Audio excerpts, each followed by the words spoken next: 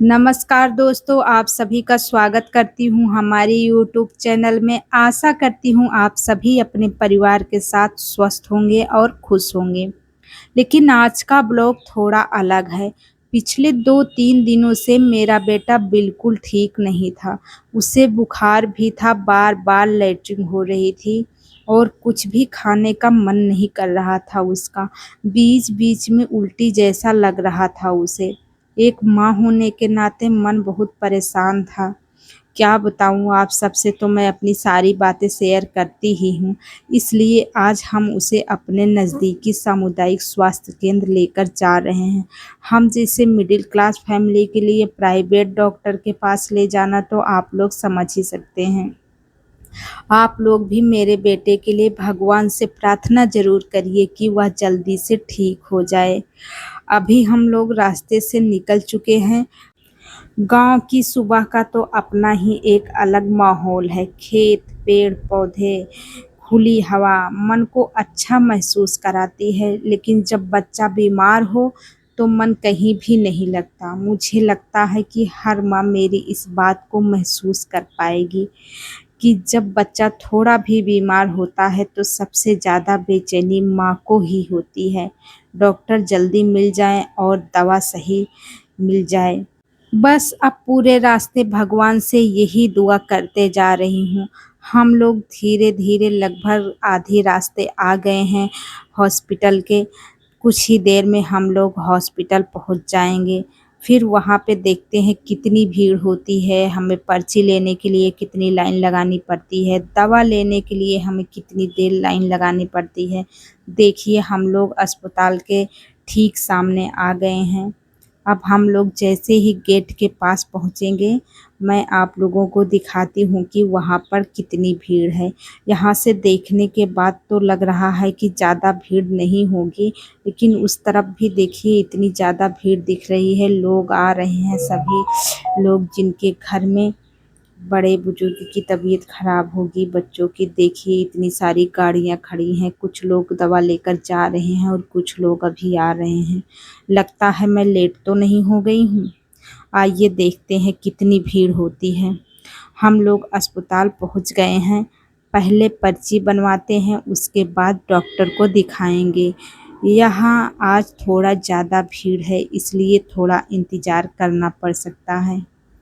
सरकारी अस्पताल की सबसे अच्छी बात यह है कि यहाँ इलाज और दवाइयाँ लोगों को आसानी से मिल जाती है।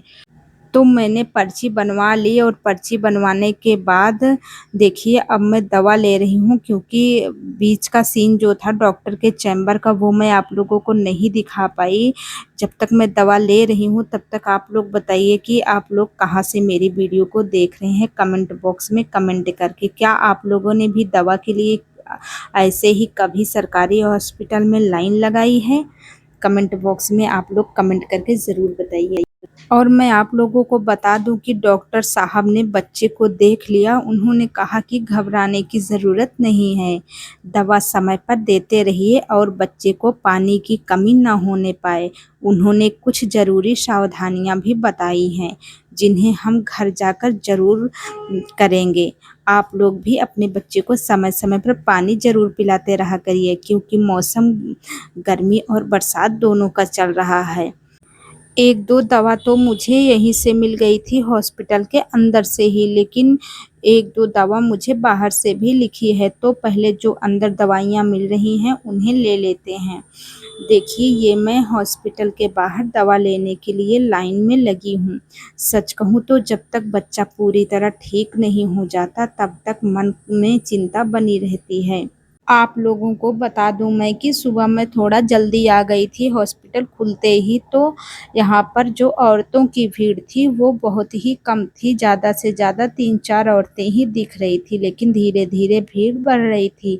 मुझे मेरे पड़ोस की एक चाची भी मिल गई जो अपने पोते को लेकर उसकी दवा के लिए आई थी। उनके पोते की उम्र भी 2 साल के आस-पास थी। तो बच्चों के लिए मौसम बहुत ख़राब चल रहा है। आप लोग भी अपने बच्चे को पानी वगैरह पिलाते रहिए, समय-समय पर खाना खिलाते रहिए।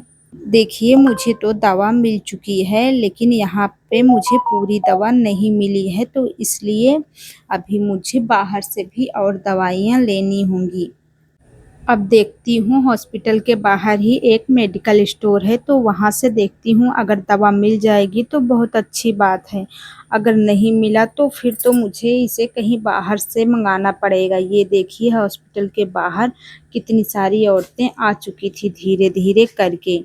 ये देखिए, बाहर रोड के सामने आपको एक मेडिकल स्टोर दिख रहा होगा, वहीं पे दवा मिलेगी। और तो यहाँ पर कोई दुकान-वुकान आपको दिखेगी नहीं, एकदम खाली सुनसान सा इलाका है, तो यहाँ पर ज़्यादा दुकान नहीं है, एक ही मेडिकल स्टोर है। अगर मिल गई तो ठीक है, नहीं तो मुझे फिर शहर से मँगाना पड़ेगा। ये देखिए, चलती हूँ चाचा के पास, अगर चाचा के पास दवाई हुई तो बहुत अच्छी बात है। चाचा ने कहा मेरे पास दवाई है और उन्होंने मुझे दवा दे दी। अब मैं अंदर से बहुत ही खुश हो गई, क्योंकि चलो मुझे तो दवाइयाँ मिल गई समय पर। अब मैं घर ले जाकर अपने बच्चे को इसे ज़रूर पिलाऊँगी जल्दी ही।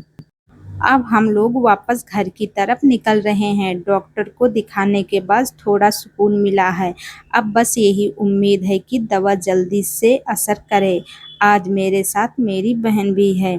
ऐसे समय में परिवार का साथ मिल जाए तो थोड़ा हिम्मत भी बनी रहती है। रास्ते में एक दुकान गोलगप्पे की दिख गई। आप लोग देख सकते हैं आसपास आप लोगों को और कोई भी दुकान देखने को नहीं मिलेगी। मेरी बहन ने कहा कि चलो थोड़ा सा खा लेते हैं। वैसे मेरा पूरा ध्यान मेरे बच्चे पर ही था, लेकिन सोचा 2 मिनट रुककर थोड़ा मन भी बदल जाएगा। आप लोगों को गोलगप्पे पसंद हैं या नहीं? और आपके यहाँ इसे क्या कहते हैं? गोलगप्पे, पानी पूरी, फुल्की या कुछ और? कमेंट बॉक्स में ज़रूर बताइएगा। यहाँ पर जो लोग खड़े थे तो वहाँ ये चर्चा कर रहे थे, वहाँ पे बातें चल रही थी कि गाँव का मेला भी आ रहा है, जो कि ललही छठ के दिन लगता है। तो उसकी भी तैयारियाँ ज़ोरों-शोरों से चल रही थी। लोग वहाँ की साफ-सफाई, मैदान की जहाँ पर मेला लगने वाला है, वहाँ की साफ-सफाई करने की बात कर रहे थे। और कुछ दुकानदार थे, उन्होंने अपनी-अपनी जगह को भी पहले से ही तय कर रखा था कि किन्हें कहाँ पे दुकान लगानी है। तो ये गोलगप्पे वाले चाचा भी कह रहे थे कि मेरी भी दुकान वहाँ पे मेले में लगेगी, तो मुझे भी जगह चाहिए। तो किसी से अपना जगह के लिए वो भी बात-वात कर रहे थे। मैंने भी गोलगप्पे खाए, गोलगप्पे बहुत ही स्वादिष्ट थे। और एक गोलगप्पा तो मेरे बेटे ने भी खाया। ऐसा लगता है इसे दवाई खाने की ज़रूरत ही नहीं है, ये तो डॉक्टर को देखकर ही ठीक हो गया। मेरे भी मन को थोड़ा अच्छा लगा कि चलो उसने भी कुछ खा लिया। देखिए, पीछे एक आंटी भी अपने बच्चों के लिए गोलगप्पे पैक करवाने के लिए इंतज़ार कर रही थी। भैया बोले रुक जाओ, इन लोगों को पहले खिला देता हूँ, फिर उसके बाद आपके लिए गोलगप्पे पैक कर देता हूँ। फिर हम लोगों ने गोलगप्पे तो खा लिए। अब बारी आई थी पेमेंट करने की, तो मेरे पास तो 500 रुपए का नोट था। जब मैंने भैया को दिया तो बोले कि मेरे पास तो इसका छुट्टा है नहीं। अब मैं क्या करती? फिर मैं सोचने लगी कि अब क्या करूं, गोलगप्पे तो खा लिए, अब पैसे कहाँ से दूं? फिर मेरे दिमाग में एक आइडिया आया कि चलो अब मैं इनके पापा से पैसे मंगवाती हूँ। तो मैंने अपने बेटे के पापा के पास फ़ोन किया। मैंने कहा कि कुछ पैसे भेज दीजिए। उन्होंने कहा कि क्या करोगी? फिर मैंने शर्माते हुए थोड़ा-सा बताया कि हम लोगों ने गोलगप्पे खाए हैं। इनके पापा ने कहा चलो ठीक है, कोई बात नहीं, मैं तुम्हें पैसे भेजता हूँ। कितने पैसे भेजने हैं? मैं बोली कि बस 20 रुपए, क्योंकि 10 रुपए के गोलगप्पे मैंने खाए थे और 10 रुपए के गोलगप्पे मेरी बहन ने खाए थे। मेरे यहाँ 10 रुपए के 6 गोलगप्पे मिलते हैं। आपके यहाँ कितने रुपए के कितने गोलगप्पे मिलते हैं? कमेंट बॉक्स में ज़रूर बताइएगा। मेरे यहाँ तो 10 के 6 मिलते हैं और पानी भी बहुत टेस्टी था। तो मैंने पानी भी पिया और पीने के बाद हम लोग अपने घर की तरफ निकल दिए। रास्ते में देखिए भैंस मैदान से चर के अपने घर की ओर जा रही हैं, क्योंकि ये लोग सुबह 7 बजे ही, जिन्हें अपनी भैंस को चराना होता है, तो सुबह 7 बजे ही ले जाते हैं खेत की ओर चराने के लिए और 10 बजे तक धूप होने से पहले ही ये लोग यहाँ पे लाके अपने घर में इन्हें पानी-वानी पिला के बाँध देते हैं। रास्ते में ही एक छोटा-सा शिव मंदिर पड़ता है, तो मैंने सोचा कि मेरे बच्चे की तबीयत के लिए चलो थोड़ा-सा भगवान से प्रार्थना भी कर ली जाए। मैंने भगवान शिव से, भोलेनाथ से बस एक ही प्रार्थना की कि मेरे बेटे को जल्दी से जल्दी स्वस्थ कर दीजिए। सावन का महीना चल रहा है, इसलिए मंदिर में भी बहुत अच्छा वातावरण था। हालांकि भीड़ तो नहीं थी, एक भी लोग नहीं दिख रहे थे। ये छोटा सा मंदिर है, यहाँ एकांत में पड़ता है, तो यहाँ पे ज़्यादा भीड़ नहीं होती है। सुबह सुबह ही यहाँ पे जो लोग रहते हैं दर्शन वगैरह करके, पूजा पाठ वगैरह करके चले जाते हैं। तो मंदिर बंद था, मंदिर में कोई था नहीं, मेरे पास भी पूजा के लिए कोई सामान नहीं था। फिर मैंने सोचा कि ऐसे खाली हाथ भगवान के मंदिर जाना अच्छा नहीं होता है, लेकिन फिर मेरा मन नहीं माना।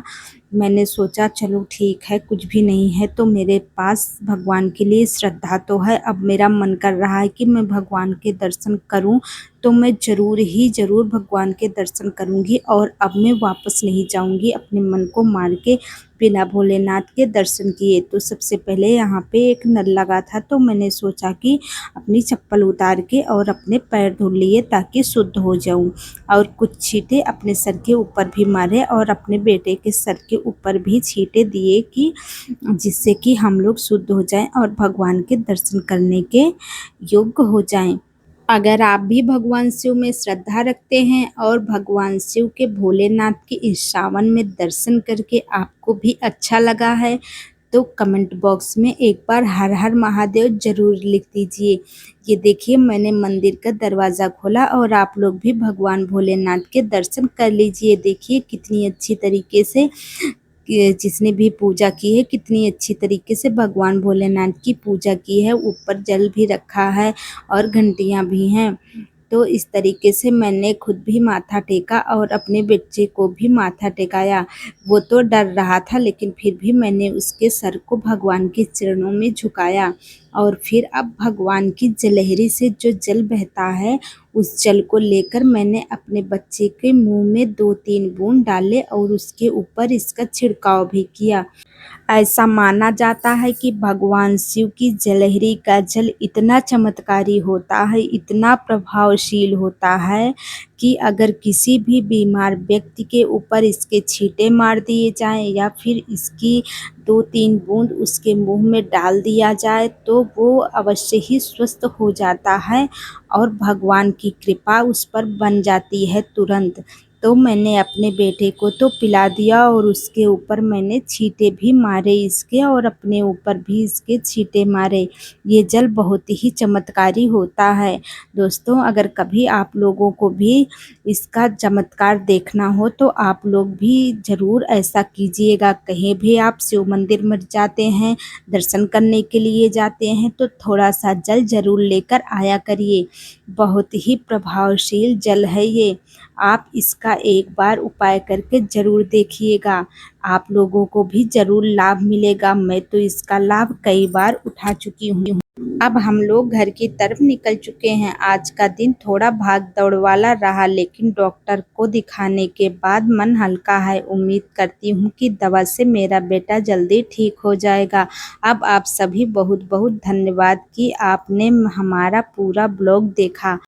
आपकी प्रार्थना और प्यार हमारे लिए बहुत मायने रखते हैं। अगर वीडियो पसंद आया हो तो एक प्यारा सा लाइक ज़रूर कर दीजिए, अपने दोस्त और परिवार के साथ शेयर कीजिए, और अगर अभी तक हमारे चैनल को सब्सक्राइब नहीं किया है तो सब्सक्राइब भी ज़रूर कर लीजिए। मिलते हैं अगले ब्लॉग में, तब तक के लिए अपने परिवार का ध्यान रखिए। हर हर महादेव। जाने से पहले एक बात और कहूँगी कि गर्मी और बरसात दोनों का मौसम मिला जुला के चल रहा है, तो बच्चों की इम्यूनिटी पावर उतनी स्ट्रॉन्ग नहीं होती है, वो इन सब चीज़ों को ज़्यादा झेल नहीं पाते हैं। तो अपने बच्चों को समय समय पर पानी देते रहिए। हो सके तो अगर बच्चे 3 साल से छोटे हैं तो उन्हें उबाला हुआ पानी ही दीजिए, इससे बहुत ही लाभ मिलेगा। बच्चों को जल्दी वायरस नहीं लगेंगे ज़्यादा। आप सभी अपने परिवार के साथ स्वस्थ रहें, मस्त रहें, खुश रहें, बच्चों का ध्यान रखें।